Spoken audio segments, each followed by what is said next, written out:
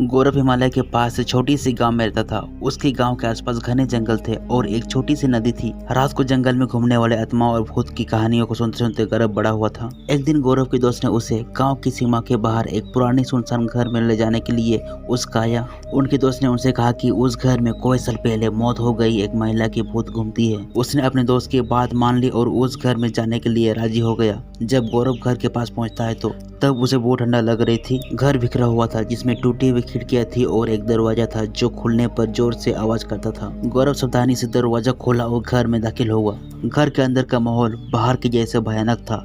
छात से जले लटक रहे थे और हर कदम पर कुछ न कुछ सामान बिखरा हुआ था। अचानक गौरव को ऊपर एक आवाज सुनाई दी। उसे लगा कि आसपास कोई चल रहा है। गौरव हिम्मत करके ऊपर गया और देखा लंबी बाल वाली एक औरत सफेद साड़ी में उसकी तरफ आ रही है। गौरव डर कर भागने की कोशिश कर रहा था कि उसी औरत की आत्मा ने उसको एक हाथ में पकड़ लिया और गौरव से विनती करने लगा कि मेरी मदद करो। यह सुनकर गौरव चौंक गया। उस औरत ने कहा कि वो घरेलू हिंसा का शिकार हुई है और उसके पिता ने उसकी हत्या करके इसी जंगल में दफना दिया है और तब से इसकी आत्मा इस घर में कैद हो गई है। यह सुनकर गौरव ने उस आत्मा की मदद करने का सोचा और उससे वादा किया कि वो इसकी मुक्ति दिलाकर ही रहेगा। गौरव अपने दोस्तों की मदद से उस आत्मा का शरीर को ढूंढता है जो कि उसे एक पेड़ के नीचे मिलता है। फिर गौरव पुलिस को सूचना देता है और पुलिस उस आत्मा के पति को गिरफ्तार करता है और कोर्ट उसे आजीवन कारावास की सजा सुनाती है। फिर गौरव एक पंडित को लेकर उस घर में जाता है और पूजा पाठ कराता है। इससे उस आत्मा को उस घर से मुक्ति मिल जाती है और वो गौरव को धन्यवाद करती है।